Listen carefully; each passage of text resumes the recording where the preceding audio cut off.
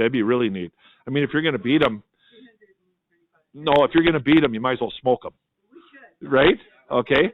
So I'm going to have Sharon, and we're going to have Brandon come on in, and we're going to tell you this is the mic that's Sensi. All right. Okay, and here's the other mic. And what time do we have here, Brandon? It is currently 10:04. 10:04. Where's your timer that you used for Spencer and them, or was that a cheat? Oh, no, I just used my phone. Okay, where is it? Let's see what it says. Oh, you look at that size of that phone. 10:04. 10:04, and clock timing down to 45 seconds. Ooh, we're going here, right? All right. So do you feel like your strategy is going to win? Well, I'll tell you, Scott. Okay. I don't know.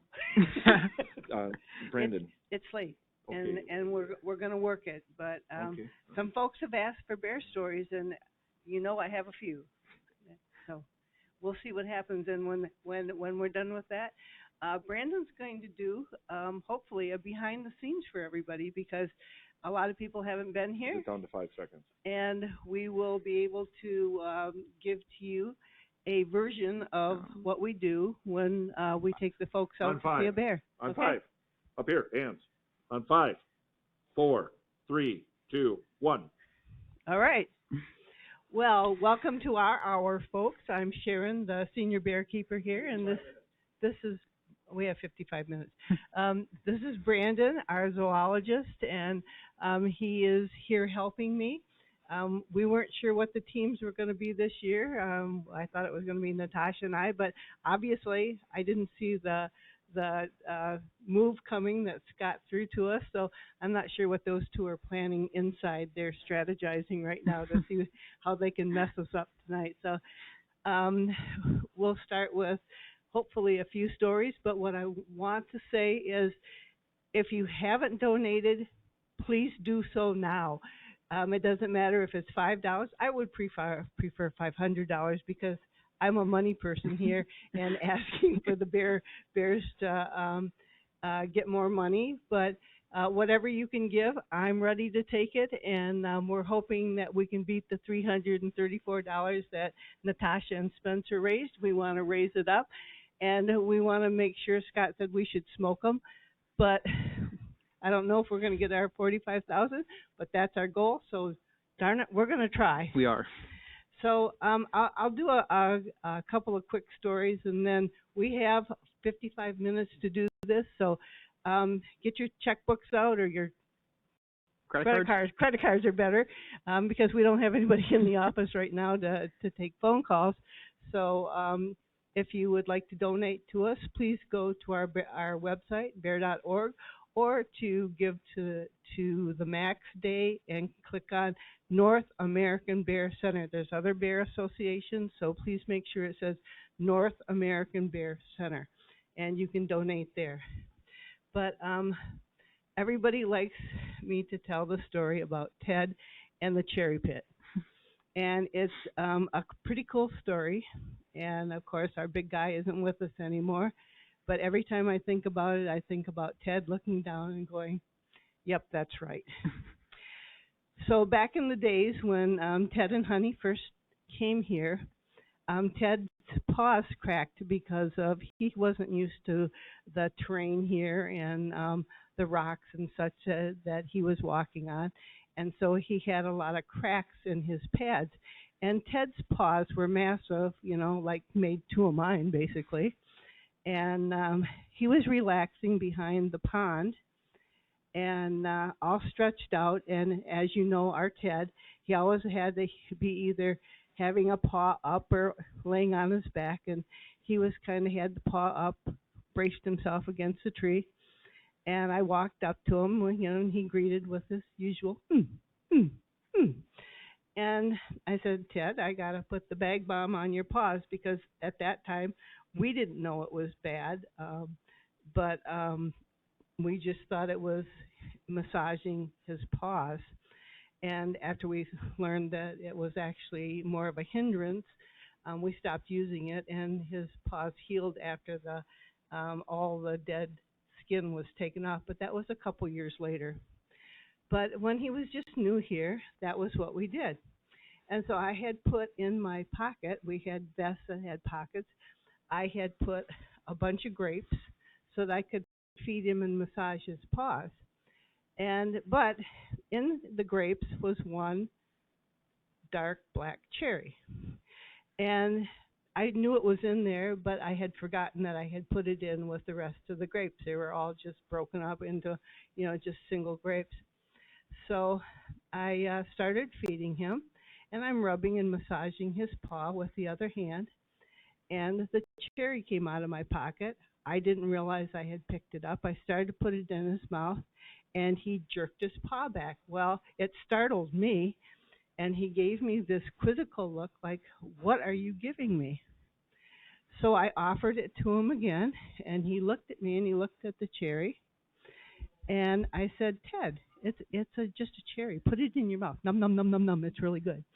So he did. He put it in his mouth, and he started chewing. I started rubbing his paw again, and again, he grabbed his paw back, and he looks at me. It startled me again.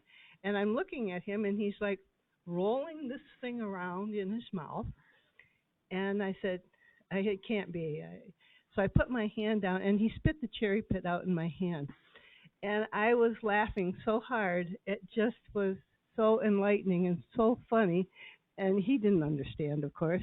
But so I finished massaging his paws and brought the cherry pit in to Sharon Johnson was alive at that time. She passed away a few years ago. And I handed it to her and just slobbered it on her hands. And it was just hilarious. So, oh, that wasn't nice. Going on back there. Anyway, our Holly Bear, quick story about her. So we had this summer, we had a problem with one of the gates when the bears were in their the bunker dens. They were there, Holly and Lucky were there simply because we couldn't put them anywhere else while the fence was being done. But the gate on the front, I guess you have to be here, but on the very front of the bunkers, the gate comes down. So when we wanted to clean, we could put that gate down, go in and clean and lift it back up and let her out. And Lucky's side too. Well, hers was stuck. So Spencer and Scott were going to go up and fix it. Well, Holly doesn't have a really good relationship with either one of the guys, and so she let them know that she was not happy that they were working with a SWAT every time she could possibly try to scoop at their legs, and they'd have to stand back, and then she'd get down. Well, we started giving her just little toys to play with. First it was her tuggy, and we gave that to her, and boy, she was just whipping that thing around. In fact, I think there's a picture, at least on one of my updates, her whipping that thing around, and she's running in and out of the den, just running as fast as she can, in and out, in and out. And then she comes out with a burlap bag, and she's just thrashing it back and forth and back and forth and back and forth. And then she'd stop and she'd look up at Spencer and Scott, and then she'd go back to thrashing it back and forth. And we thought, it's a darn good thing there's a fence between them, because that's probably what she'd do to them. But she had such a good relationship this year with the interns, and they just loved her. And it's usually a good sign when Holly has a good year with the interns. And she actually mellowed out during the summer. And she's allowing Lucky right now to den with her. And that, to me, is just amazing. Mm-hmm. Do you have any stories about the bears? You've been here half a year. And all last, for an internship. Yeah. Talk about how Ted loved you. Yeah, so Ted, oddly enough, kind of a strange interaction with him, a little strange relationship. For whatever reason, he kind of adopted me as his somewhat son. Yeah, for the summer. I think so. So for whatever reason, he kind of took a liking to me, over the other interns that I was here with over the summer, and it got to the point that on tours, whenever I'd go up to hand feed him up against the fence, he would basically ignore all the food in my hand and just soak my entire hand, lick up and down my whole entire arm. He would just sit there and make his little cooing, his little Ted grunts at me. Yeah, probably one of the little cutest things. A couple different times you could tell I was just kind of kneeling down and sitting there talking to him. You could tell he was sitting there kind of just tilting his head, kind of doing a little bit of calculating. All of a sudden, one fluid motion, obviously when we still had the old fencing, he shoved his face directly up into the fence, got his nose through the fence, stuck his tongue out, and went from my chin all the way up to about my forehead. But yeah, that was a slick move on his part, and he did it. He would keep catch people in surprise by doing it, because a bear's tongue is very long. As one of our pictures here, you can see, I believe it's Lucky sticking his tongue out to get something, but they're very long and sticky. Most people think that a bear's tongue is probably slimy, which it is a little bit, but it's mostly sticky, and they use that for a purpose. And it's not always just to clean themselves or maybe to get dead fur out. They actually will use it as a tool to get pupae out of a nest, out of a bee's nest. Most people think that, and Winnie the Pooh's been lying for a lot of years. He's really the only bear that goes after the honey rather than the pupae. But that wouldn't be a fun story if Winnie the Pooh did that. But the bees are actually after that pupae in there, and that's a protein for them. And they do the same thing with ants before the ants can get to the light fur that they have on their nose. They know that, I think the ants know they can't really sting them on their paws because the hair is so thick there. But if they can get to the muzzle, they can easily sting them. So as quickly as a bear can sweep that top of that nest off, they can stab with their tongue and grasp all those pupae, ant pupae that they can get.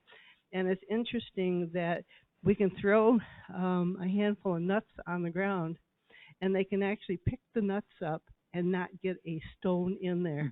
And so it's kind of cool that they use it as a tool. And that brings me to, we have a lot of time here. I hope that you folks are realizing that you have to be sending us some money here. So I'm going to ask Brandon to do an actual behind the scenes for you. So have we raised any money? Yeah. So we are currently sitting at $37,994. So we have gone up $150. Good. Folks, we need you to keep moving that up. We've got a couple hundred more to raise in the next, almost an hour here, 45 minutes actually.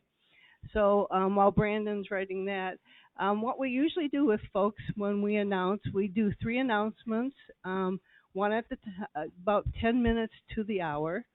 And so let's say we were starting at 10 a.m. in the morning. We start announcing the behind the scenes at 10:02. Then we do another one at 5:02, and we do the last one. We'll say, anyone interested in going out to see our bears on the behind the scenes, please meet over by those large windows and have a seat. And at that point, Brandon or whomever is doing it, usually it's the interns. Before the interns comes, it's the staff that does the behind the scenes. So Brandon would then take over, and his spiel would start at that point in front of, I'm going to be your audience, so entertain me. Right. Yeah, so basically, we'd start in the viewing area, kind of up in the front there. We kind of just do a little brief intro, just kind of explain, a little bit about the facility, just kind of that we have our 2.5 acre main enclosure. Kind of everything that we have here is going to be 100% natural. Kind of one of the big things about this place, back when the facility was first created, Dr. Rogers and other people, they did a survey of the land, figured out that this area in particular had everything a standard black bear territory needed. The only thing it was lacking was the water feature, so that's now why we currently have our pond. Our waterfalls are currently down, but as you can see by our Give Min goals, we are trying to utilize part of that for the waterfalls. But yeah, so we right now have 3 black bears that live with us. We have Holly, Lucky, and Tasha, 2 females and 1 male. At least here at the center, as of right now, we're not able to let them all out at the same time, hence why we have our personal enclosures. So every couple times throughout the day, we will actually go out and rotate the bears, make sure everybody gets adequate amount of time out in the main enclosure, except for Holly. Holly is the matriarch of this facility. That just basically means that she is the oldest, most experienced bear. So she basically patrols this whole 2.5 acre enclosure. In her mind, she believes that whole acreage belongs to her. She believes that every personal enclosure also belongs to her. But in Holly's mind, she's just the one that's nice enough to let the bears and the staff be here. Yeah. She's very generous in that way. Could I ask you a question? Yeah, of course. So how is it that you say you move the bears? How do you do that? So here we move the bears mainly with food. So here the bears are very food motivated. They know that the only times they'll get food supplied to them by the staff is either when they are in their personal enclosures or when they make an appearance down in the front of the viewing area. Just kind of helps them kind of listen to us, be more willing to kind of go where we want them to. If we were ever have to evacuate, earlier this summer there was that wildfire, probably about half-mile away from here. Yeah. So yeah, we were at risk of having to get the bears out. So at that point, if they weren't willing to listen to us, that could end pretty badly for us. So. Yeah, it's one of the important things, and we'll continue with our behind the scenes. But we're gonna talk about the fire that we had earlier. How we have the transport crates, and the interns were just Johnny on the spot, and everybody had a task to do. Everybody did the task, and we not only got the crates ready, but we moved them into position so that all we had to do was move them to the enclosures and then get the bears into them. We've moved a little further. We have now, we've always had a what we call a contingency plan. And we have our veterinarian on hand that will come and anesthetize the bears. We have a transport, it's not a carpet, but it's like I can't remember what it's called. Anyway, it's help me out here. It's like a large piece of canvas. What is it? A gurney. A gurney. And that gurney can have a pole between two per people, and we'll be able. Scott just walked away. We're not doing well, folks. Come on, donate for us here. We can actually carry the bear. We'd always cover the face of the bear to keep the eyes moist. Put him in their transport crate. Low Impact has already said they'll be here to help us, and they would transport the bears to wherever facility we would take them. It would be first to a holding area, and then if the fire was too close or actually encompassed us, engulfed us, we would move them down to either the Duluth Zoo or the Minnesota Zoo. So we do have a pretty firm plan here, and I apologize for interrupting, but I thought that was information people might want to know, that we have a plan, and everybody would be on staff, and we would have the hierarchy of information of who would call whom, and be here in just a few minutes. So continue with you. We are at. We'll go with Holly. We'll go with Holly. Yeah. She's got lettuce sticking out of her mouth. Yeah, so there's a good picture of Holly. So like I was saying before, Holly is the oldest bear that we currently have, the oldest female bear that we currently have living with us here. Holly originally comes to us from Arkansas. So she is going to be a little bit of a southern bear. However, oddly enough, she actually acts exactly as a northern bear would. Kind of a little cool thing about this, so back in the 1950s and 1960s, the state of Arkansas had actually hunted almost all of their black bears. So at that point, they actually reached out to a couple different states, Minnesota, Wisconsin, Manitoba, Canada, asked if we'd be willing to supply them with some black bears. We actually agreed to do it. However, we weren't going to do it for free. So back in the 50s and 60s, we did actually initiate a trade. We traded Arkansas wild turkeys for black bears. So that is the only reason why we have turkeys up here nowadays. They have a lot more black bears. And by us sending those northern bears down, that gene pool got greatly diversified, making Holly a lot more adaptable to realistically any climate. Yeah. So like I was saying, so Holly's originally from Arkansas. She did get separated from her mother in a wildfire. A gentleman was able to kind of take her in, raised her for about 6 months or so before he shipped her off to the Appalachian Bear Rescue. So at the Appalachian Bear Rescue, there are different various facilities. They will actually try to rehab the bears, get those guys back out in the wild, try to see if they can live a nice natural life. However, Holly did fail that process, so at that point she was sent here to live with us. Oh, looks like we have a little special guest making an appearance right now. Yeah. Well, it's fair. We did mess with them a little bit. A little bit. It's all in the name of the competition. And just a shout out to Appalachian Bear Rescue. If you're watching, Haley, hi. Oh, look at that. And we are one going of up even our more. former interns is now working at Appalachian Bear Rescue, and it's absolutely wonderful for her to be there. We are moving up here, looks like, guys. Thank you so much. Anyway, so Holly is from Arkansas. How did she come to be here? We know she didn't fly. So how'd she come to be here? Yeah. So basically, after she was deemed unreleasable from the Appalachian Bear Rescue, at that point she was basically put back in a box, sent back to the state of Arkansas, and at that point it was kind of left up to the Arkansas DNR to kind of decide what was going to happen to her.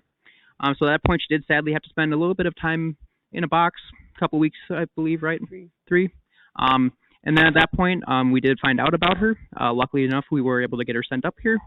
However, after Holly being in that crate for a little bit of an extended period of time, she did get a little bit of an infection. So the state of Arkansas did put a little ear tag in her, just kind of for an identifier. And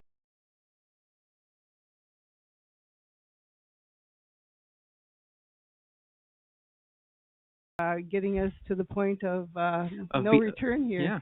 So anyway, so it was just the first part of December, and Dr. Rogers, my husband and I were here. I don't even remember why we were here, but it was snowing. It was snowing so hard, and there was just mounds of snow everywhere. And Dr. Rogers pulls up, and I had gone out and was going to get my jacket. I had just a shirt like I have on right here on. And Dr. Rogers calls me over to his van. And he says, I just want to know if you'd like to have another bear here. And I said, well, what are we talking here, a cub or what? Yeah. She's probably about 10, 11 months old. And I said, sure. So I'm thinking, in the spring I'm going to get a bear. And no, in 3 weeks we got a bear on about the 27th of December. And of course I wasn't here. But the point of this whole thing is that Dr. Rogers and Donna were sitting in their nice warm van, and I'm freezing my butt off listening to this conversation, and he's hoping I say yes, which I did. And Holly came, and I met her a few months when I came back from hibernation myself. And it's just been a wonderful, she's very close to me. Holly is just very close to me. And I'm lucky too. I was very fortunate to be one of his moms. And but Holly was different. Holly was so frightened and so just like a petrified child. She wouldn't come to us. She was so afraid. Wouldn't leave the entrance of the den more than 3 feet and run back in. It took about 3 days to get her to come over to the fence. She really wanted that bottle. And once she started taking the bottle, she started gaining weight, which she needed to do.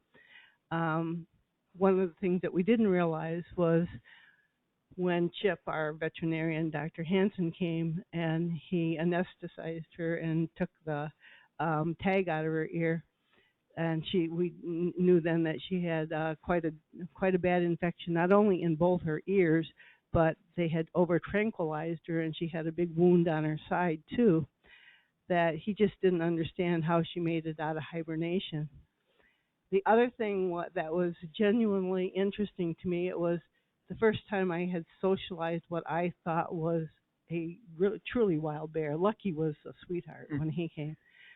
But this little girl was just so frightened. And for her and I to bond was just remarkable. Heidi at that time, our former store manager, she was also one of Holly's moms and did a fantastic job along with me making friends and socializing Holly. And Holly, in 6 weeks, she had 2 other names before she came here. The gentleman had named her one name that that owned her or took ownership of her. And then the Arkansas DNR, of course, sent her to Appalachian Bear Rescue. They gave her another name. But when she came here, you folks named her Holly, and that name has been her name, and she learned it in 6 weeks. I was just blown away when she identified herself as Holly and came to that name. It was really cool. So that's our, kind of our story to add to Brandon's. I keep interrupting him, but keep donating, please. So, is there any other bear that you'd like to talk about? We still have a half hour. Yeah, we can definitely transfer into Lucky, Holly's little boyfriend, I guess.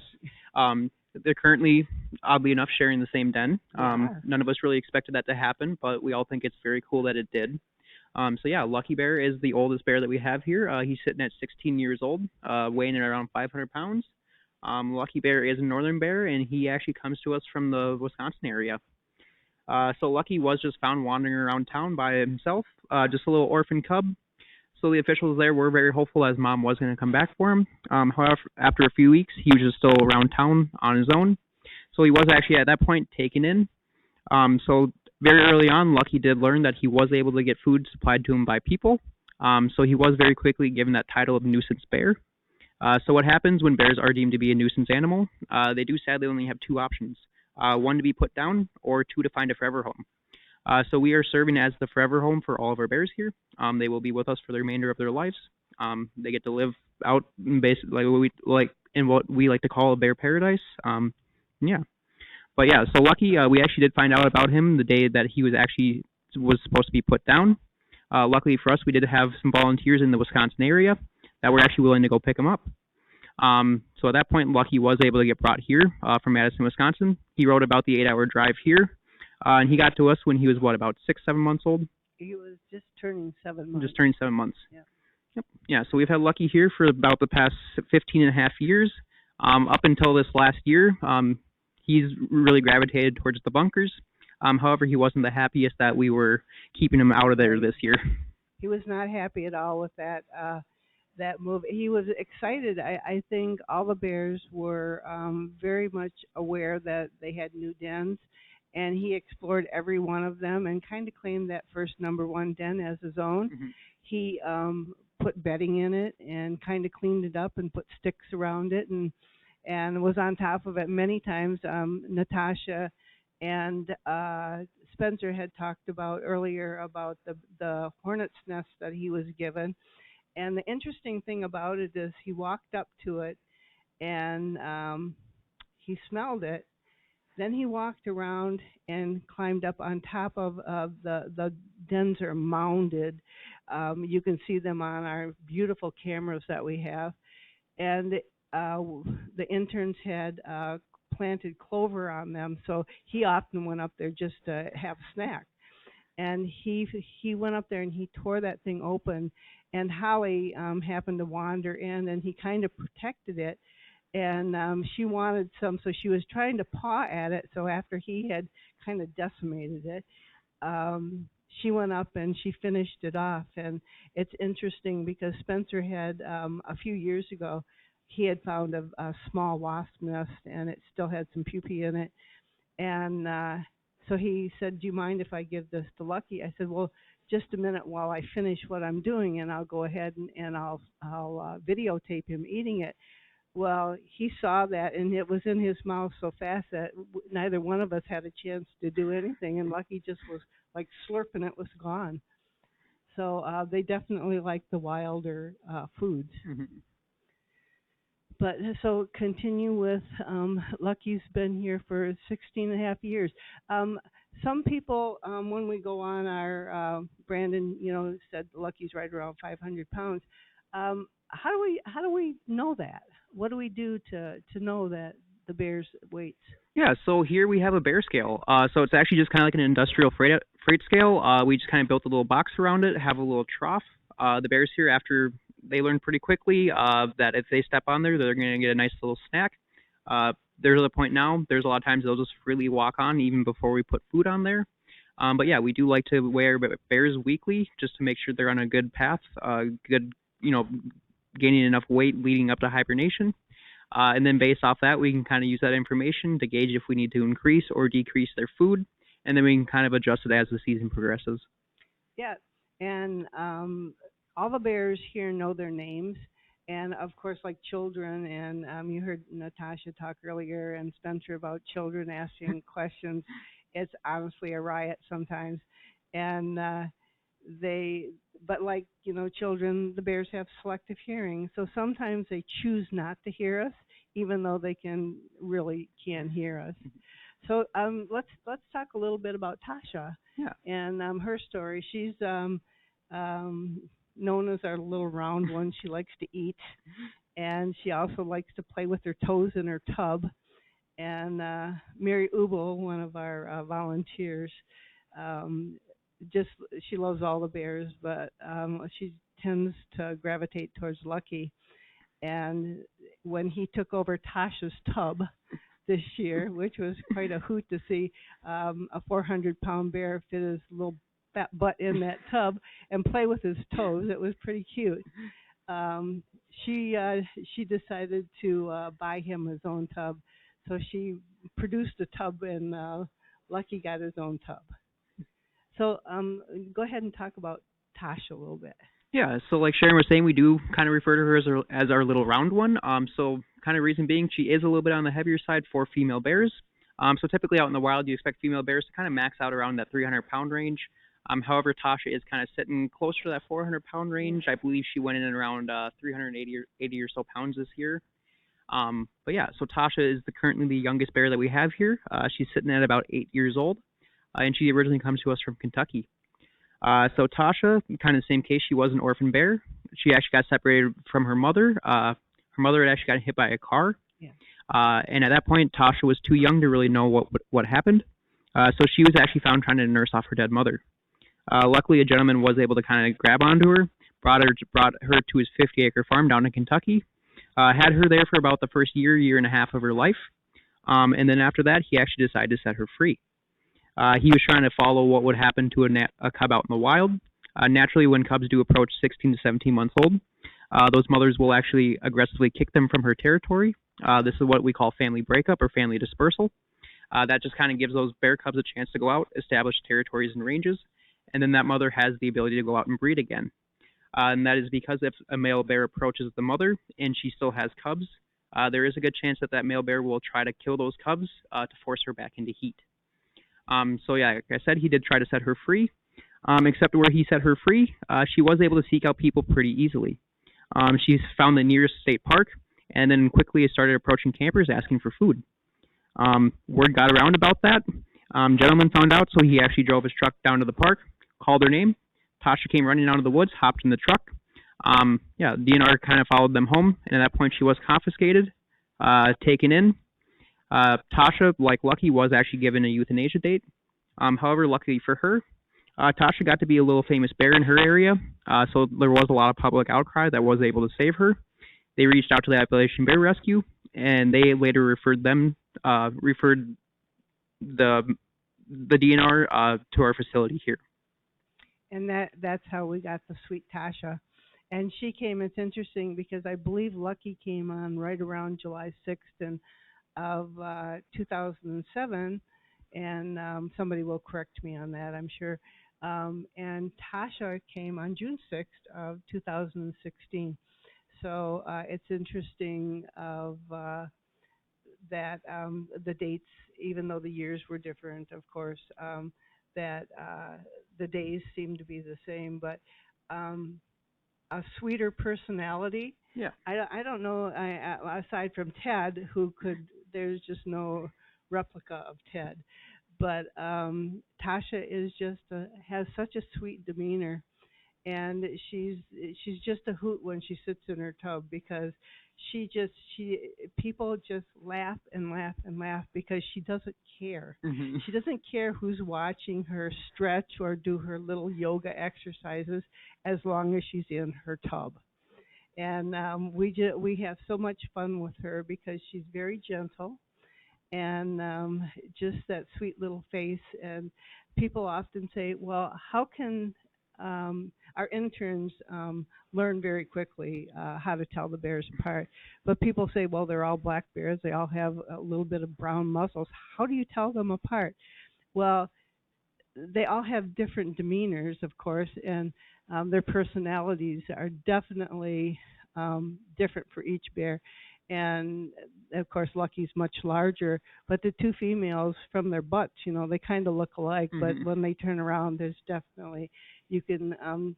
We always say, well, you can tell Holly because her ears kind of pierced, but with Tasha, if you look at them both face to face, Tasha has a more slender muzzle and much rounder head. And if you look at Holly, she's got the little goatee thing going on underneath her chin. Plus, if she stands up, she does have 3 white marks on her chest where Tasha does not. But you can clearly see that on Holly. But Tasha's a little rounder, Yep. and it's a little harder with all the fur to see her.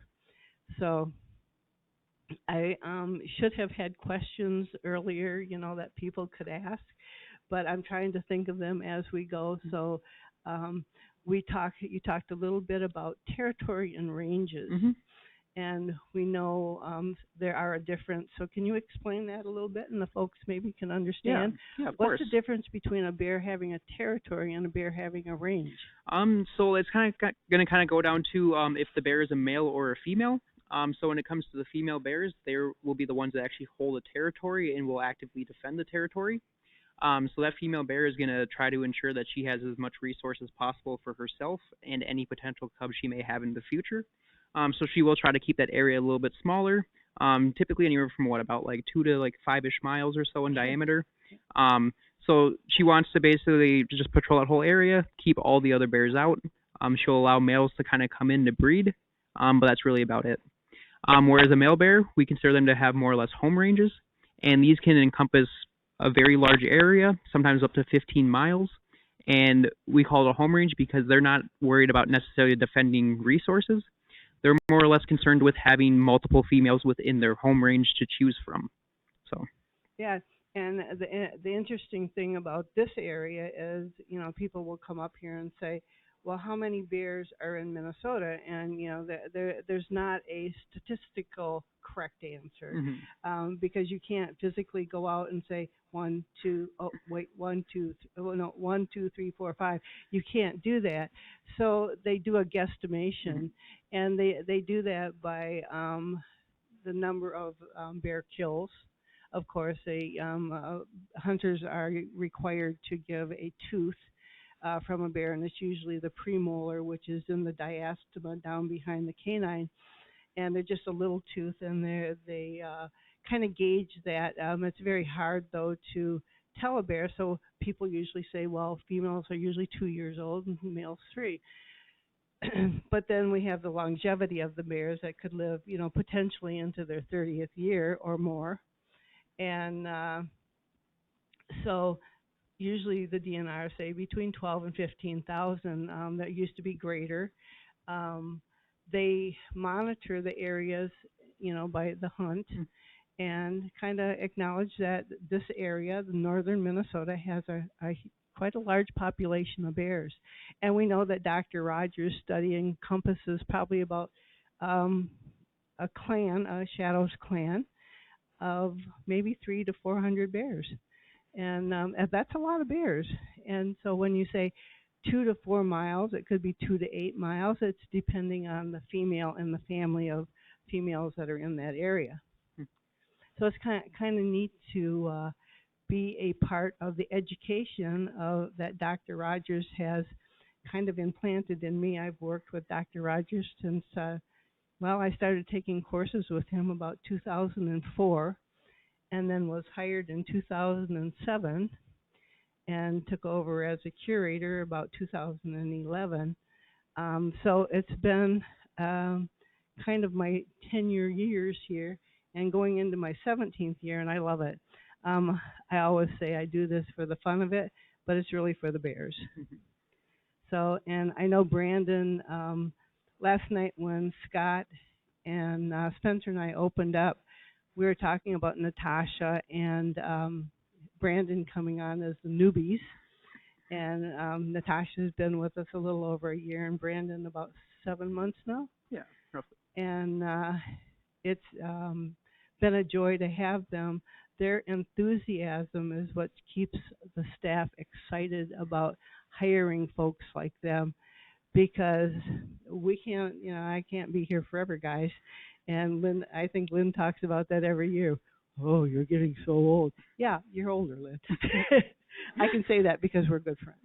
And he was here earlier, and we just have a great time together. But now it's time to push a little bit. I don't know how many folks are still up and watching us, and we're gonna talk about our donations and what our donations are for. We are going to do some work in the enclosure this year. We have asked for $45,000. We're hoping that we can get that by the end of our night tonight. This is a power hour, so we're hoping to be able to get up and above and raise more money. But we have some plans this next summer. We have to paint our deck, and we want to paint it green so it matches our fencing. We're do some enrichment things in the enclosure. We have posts, old posts that need to be replaced. We're not replacing the fencing. That's going to stay. But we're also, but have to replace those posts.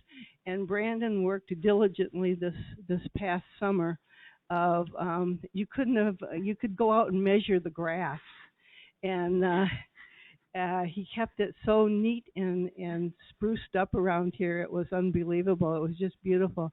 But he also cleared an area while the bears were, of course, in their enclosures around the interior of the fencing, which makes it easier, one, to see into. If we can, can't find a bear, we can look at the day beds and see where they might be.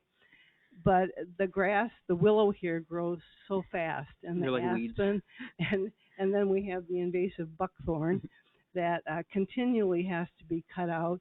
But they grow so rapidly here that they take over the whole enclosure. One of the nice things, though, is that we started planting. We've planted maples this spring, and we are going to try to move in some white pines in the springtime. Hopefully Lucky will leave them alone. He seems to find everything we plant. But we've planted strawberries this year in the enclosure, black raspberry berries, seeds. We've sprinkled them so that the bears will have more growth coming up. There's also beaked hazelnuts out there. But the wild raspberries are where we always find the bears. And when they don't come, we know that the raspberries have gotten ripe. So it's a lot of fun here, and when folks come here, they look out. Another new thing that we're going to add, we've got some enrichment toys already out there, but the binoculars for the viewing deck, they'll be able to see a little bit farther back into the woods, and it'll be exciting for at least the kids. Not sure if the adults will like it, but probably. But that's another one of our plans to add that. And of course, it's like a continuous effort to keep the pond and the pumps going. Mm-hmm. And that's a big project that we have to do this year too. So I'm going to let Brandon talk for a minute so I can go get a drink of water, and I'll be right back. Yeah, like Sharon was saying, the pumps are definitely something that we need to get sorted out. So typically when the pumps do go out, if it's just due to any sort of power failure, power outage, or just needing to shut them off for whatever reason, if it's too dry, the water level gets too low. To get those going back again, we actually have to form what's called a bucket brigade. So we'll basically form kind of a long line all the way from the little pump well down to the pond. And then we'll just file a bucket from the pond all the way up to there. And then you just one by one pour the bucket down into the little tube. But it's a very delicate act. As soon as it starts kind of building up pressure, you can kind of see it start to suck down. If you don't close the valve soon enough, it comes shooting straight back out, and you get quite the shower. So trying to figure out a little bit of a better system. Yeah, it's interesting because Scott loves to get Spencer wet. And, of course, Spencer really enjoys it, too. No, he doesn't. But I've been part of that bucket brigade, and it's kind of a backache type of thing. But it has to be done, and we pretty much do anything for the bears. Mm-hmm. So if it's going to happen, we have to do it. One of the exciting things about the new enclosures that you folks you can actually see here, that's actually the picture that was just on. is the back, um, and the gates are lift gates. So we have what we use have a impact wrench, which goes on to the bolt and quickly opens and closes. If we didn't have those, a hand crank would take us probably 5 minutes, Yep. and the bears know that. So they're pretty clever in figuring out the gates. I talked a little bit earlier about the intelligence of these animals. I have my sweet Holly there with lettuce hanging out of her mouth. Um, Lucky, when they hear that sound, they know that that gate's either going up or it's coming down. So we have to wait until they're towards the front of the enclosure before we can go ahead and close that gate, because we don't want it to go down on them, because they flatten themselves and can scoot out really quick. And the reason that we know that is because of our Lucky Bear. He problem solves. If you've never seen a bear think, you should spend some time with Lucky. He looks at things, and you can see the wheels moving. And okay, how am I going to get from point A to point B? And he tried that. So the hand gate, the side panels that go up and down, we have to hand crank those. And he quickly figured out that he's much faster than we are. And he'd like, okay, I can do this, and scoot down, under he'd go. So when we're moving him, we hold him with food on one side